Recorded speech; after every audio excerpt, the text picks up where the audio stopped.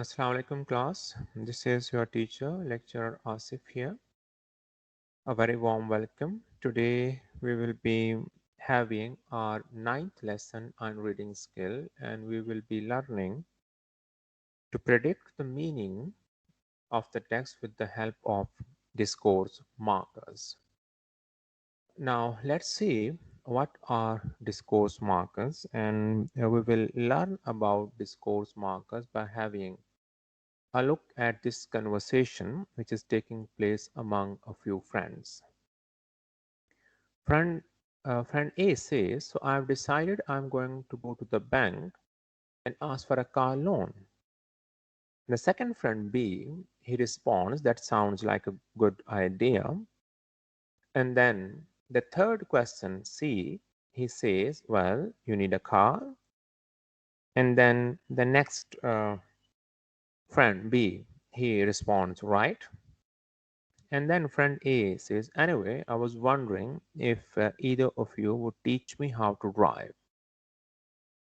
Now you might say that these words written in red, so, well, right, anyway, they are connecting these sentences to one another and these words are organizing and managing this conversation.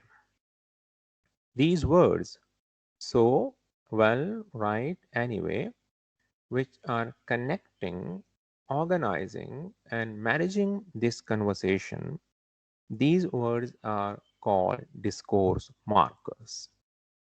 Discourse markers connect, organize, and manage conversations, and they have proper functions to perform.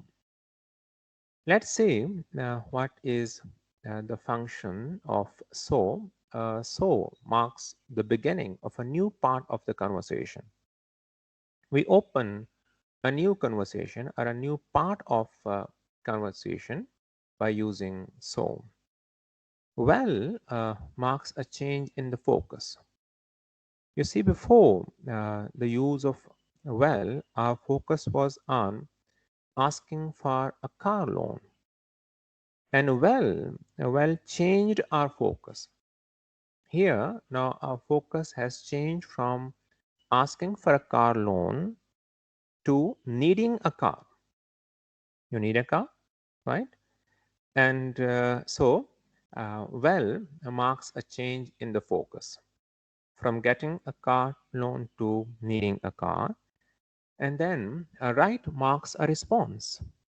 B is agreeing with C. B is agreeing with C in a way by saying right. By saying right, B is also asking A, do you need a car? And then by the use of this word anyway, the first friend A once again changed the topic. And here the topic changed from buying a new car to having driving lessons. He says that anyway, I was wondering if either of you would teach me how to drive. So by using with the use of anyway, the friend A completely changed the topic of conversation. It was asking for a car loan in the beginning and it ended with requesting his friends to give him a few driving lessons.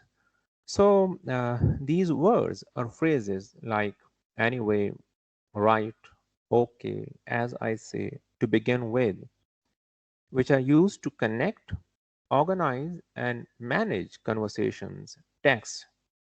These words and phrases are called discourse markers. And discourse markers help us a lot in interpreting and understanding texts. Today, we will be learning to predict the meaning of a text using discourse markers, and for this, we will be using an activity known as matrices. And in this activity, we will have to fill in 4 columns. In the very first column, we will have the question which we are supposed to answer. And then we will have the discourse marker, which we may find in the given paragraph or maybe a sentence. And then we will write the proper function of that particular discourse marker in the third column. And then in the last column, we will predict our answer. So let's apply this activity of matrices on a paragraph from lesson number 9, Hunger and Population Explosion. Here is the paragraph. And let's go to our next slide. Next slide, I mean. Here we have our first question. What does the writer believe about the abolishment of war? And then there is another part of the question. Is he confident or does he feel skeptic about it? So this is the question which we are supposed to answer. And we may find the answer to this question in the highlighted part of the paragraph.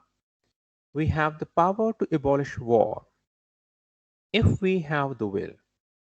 So the writer has used discourse marker if, and the function of this discourse marker if is to provide a necessary condition for the occurrence of some event.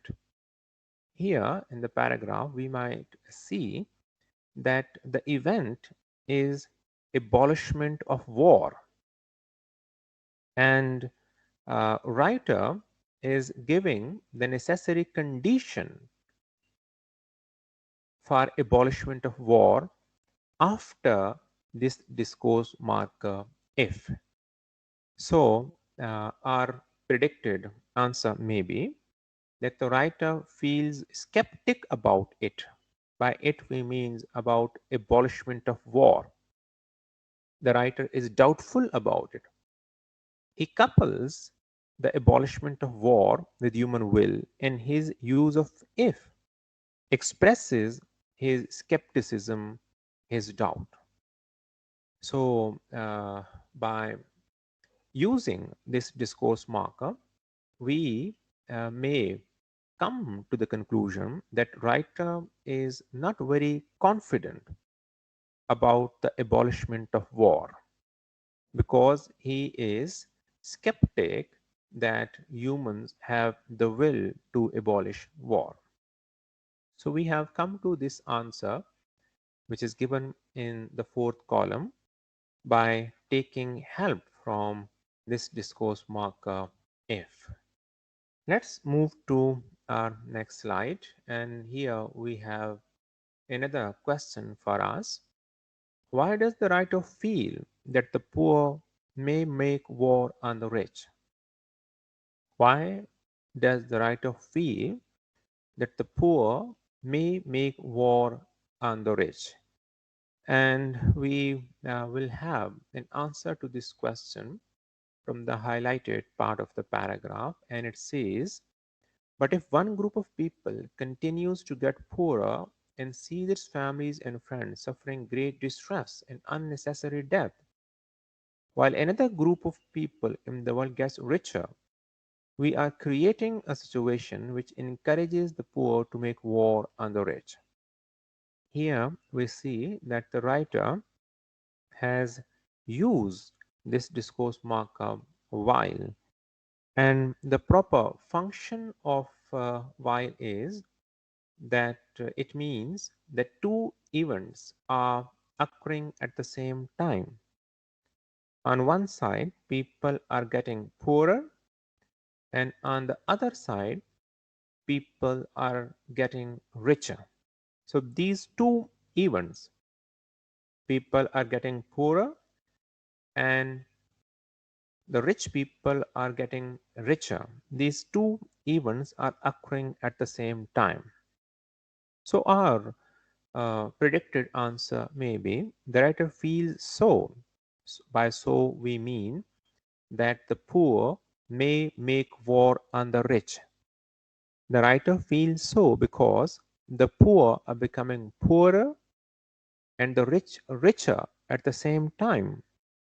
And it will make the poor think that their poverty is caused by the rich. So they may then lodge a war against the rich.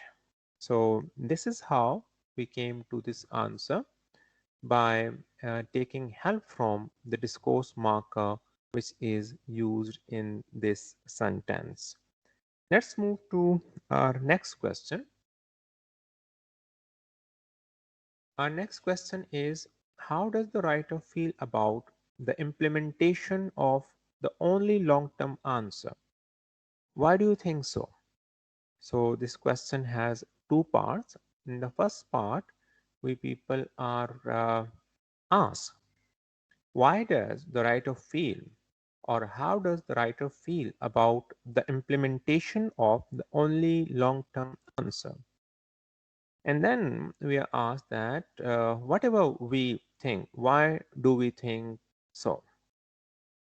So let's move to the paragraph, and the answer may be there in the highlighted part of the paragraph. The only long-term answer for these countries is to reduce their birth rate. But as I have explained, this will take time and is not easy to achieve. So our question is, how does the writer feel about the implementation of the only long-term answer? This discourse marker but has been used in this sentence, and the proper function of this discourse marker but is that it introduces an unexpected outcome.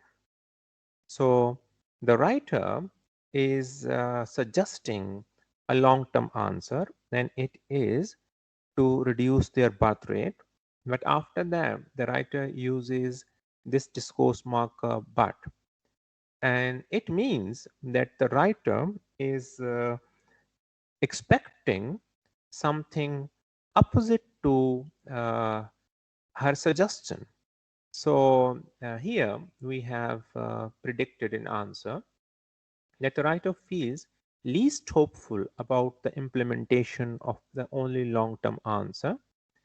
And why have I come to this conclusion? I think because the writer uses the signal word, the discourse marker, but to show that his suggestion may not be given due attention. The writer suggested that the only long-term answer for the third world countries is to reduce their birth rate. But at the same time, she believes that her suggestion may not be given due attention. So this is how we use discourse marker to predict the meaning of the given text, and we have used this activity matrices. You people have been given a paragraph from chapter number 14, Louis Pasteur, and by applying this activity matrices, you are supposed to find the answer to the given questions. You people have been given this document, and the signal words which can help you answering the question are underlined for your assistance. That's all for today. Thank you so very much. See you in the class.